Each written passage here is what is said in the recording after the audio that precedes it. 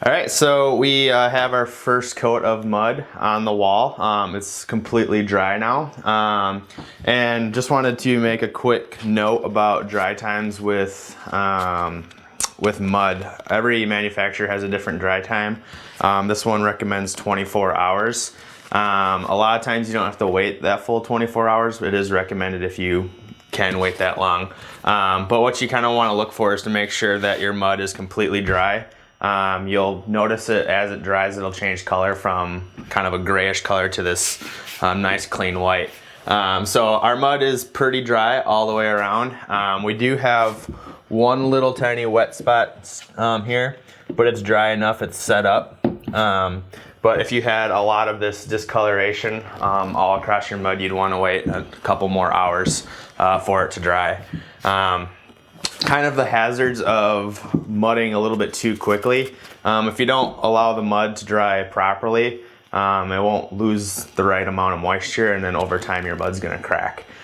So it is important, even though if you think you can mud over it without ruining it, over time it's just gonna kind of crumble and crack on you. So you do want to wait for it to completely dry.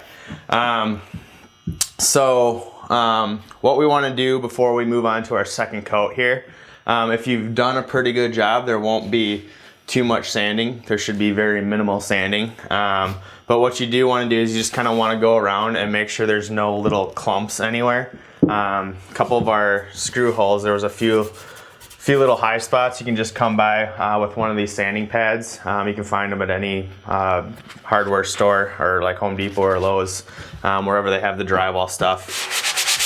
And you just want to knock it down real quick.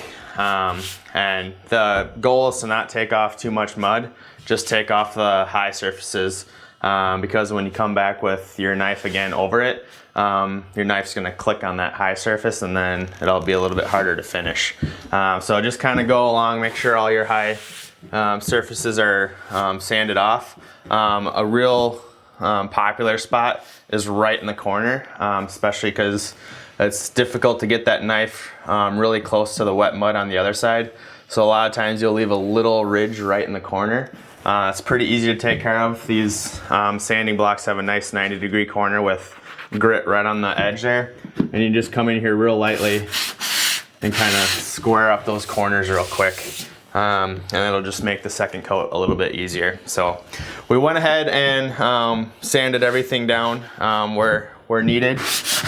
And we're ready for our second coat here. So I already got some mud loaded up. And if you've noticed, with our first coat here, I was using our 6-inch knife.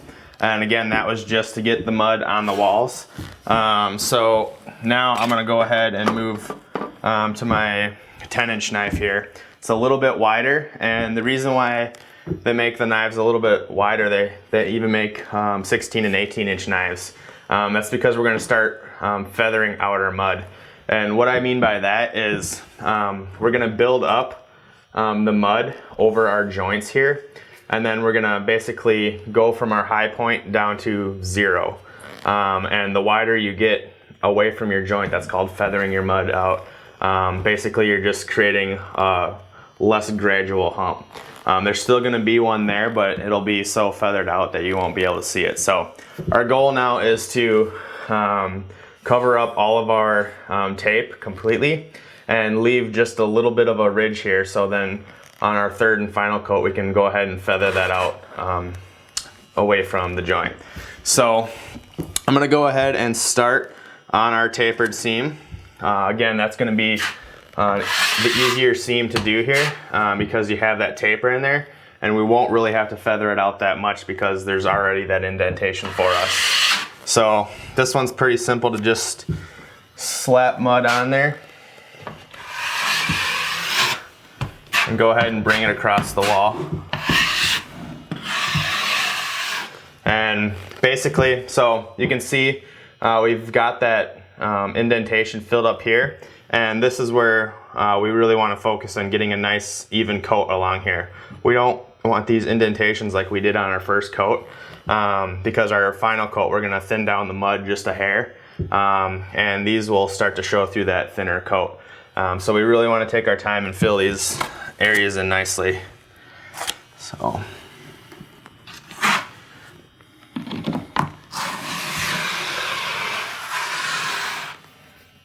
So it's good to get all the mud in there, fill in those spots, and then what you can do is you can take one final pass after everything is filled in to make it look nice and neat.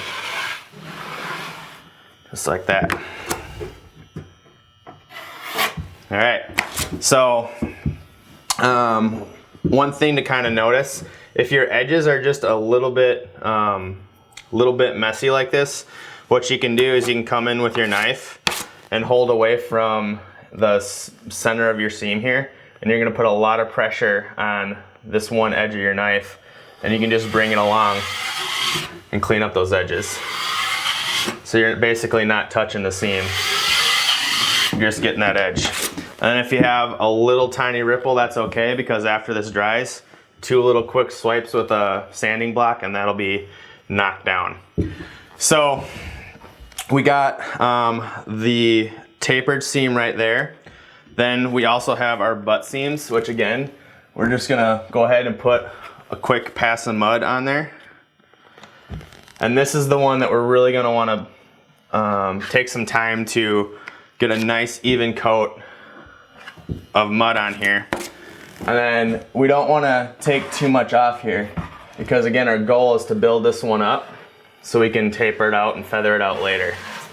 So one nice quick pass like that builds it up, and then after this coat dries, we'll be able to come with another pass on this side and another pass on this side and get our feathering action going on here to make a nice seam. So the goal with this pass is to completely cover all of the tape.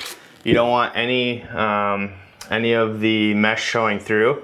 And then with your final coat, you can feather that out and make it look real nice. Same thing with our corners here. Gonna go ahead and get a line of mud coming down.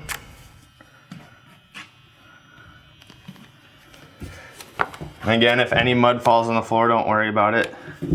It's not gonna hurt. You can dry and pick it up later.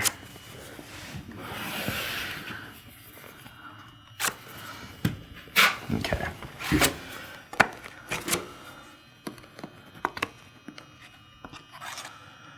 All right, so one quick pass down here.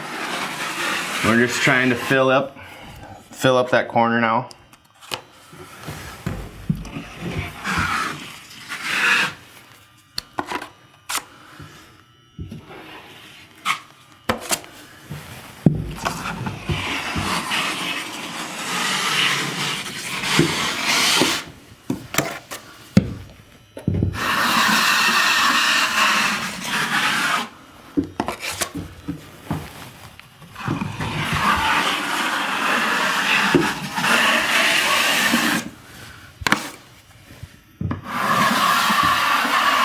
And again, your goal is to completely cover up that tape with a thin layer.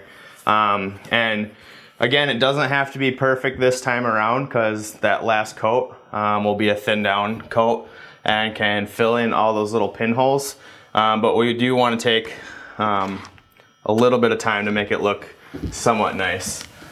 The more time you take on this coat, the easier it's going to be for your last final finish coat.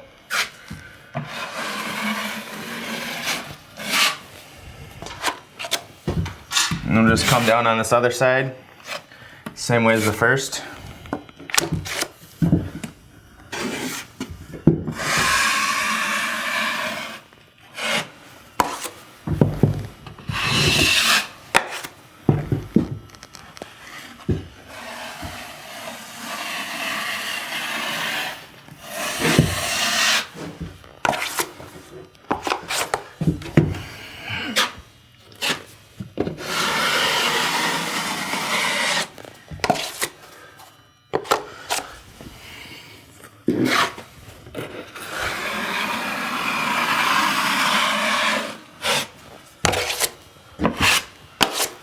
Okay, So then after you get that mud built up in the corner, you can see we still have a few little globs here. That's where you want to take your last pass and try to get right up into that corner and make a nice seam.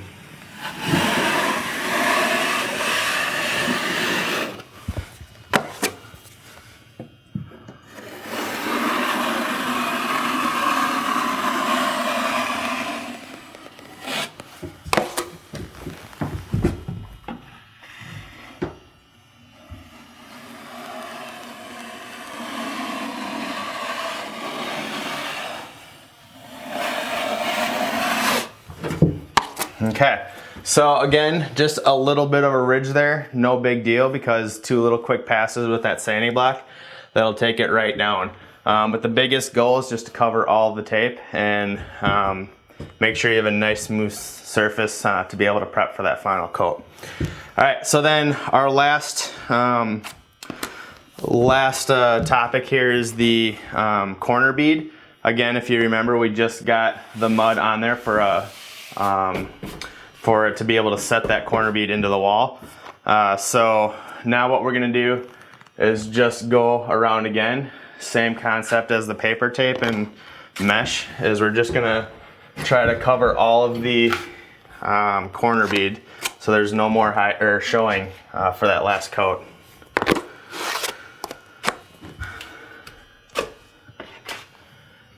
So I like to go ahead and kind of put it on a little bit thick. That's just gonna help to be able to take one pass without having to go over it over and over again. And we're just trying to now, if you remember that little ridge on that corner bead is gonna give us a raised surface, and we're trying to fill in that gap just a little bit now. So then our final coat, we can take that full width to feather it out. So what I'm gonna do is I'm just gonna run my knife along that ridge and just start to feather this out. Come across this way.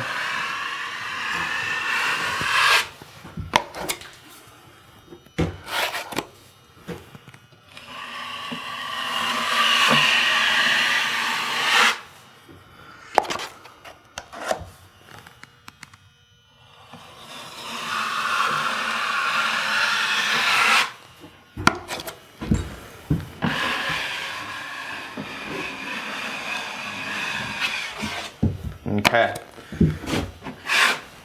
so again, if you take a pass and you have some of these wrinkles here, you can come back again and take an extra pass over that, because that's what we want to try to eliminate with this coat, is all that mess.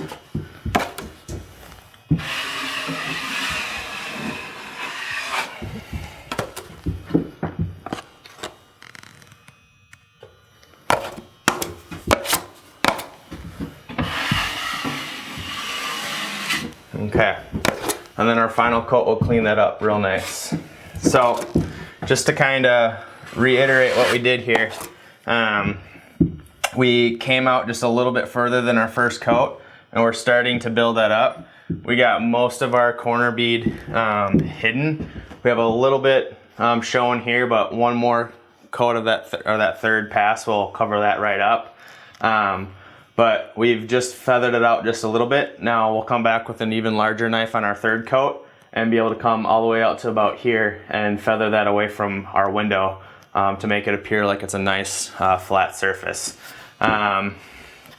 So the only thing left to do then with this window is just to do a quick pass again on the inside. And because that's so small, I'm gonna go ahead and use my 6-inch knife again.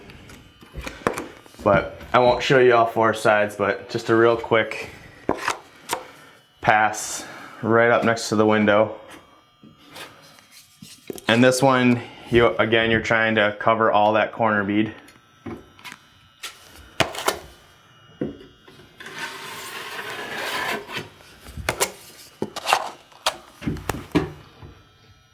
And you're, again, I want to try to leave a semi-smooth surface here so your final coat will cover nicely.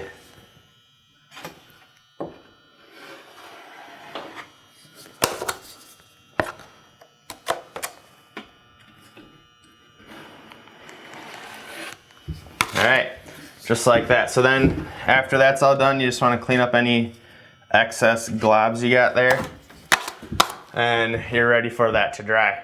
So after you get all of your seams taped, the last thing to do with your second coat is just to go over every screw hole again. If you kind of take a close look, after that first coat, a lot of these after they dry have indented a little bit. That's why you just go over them quickly.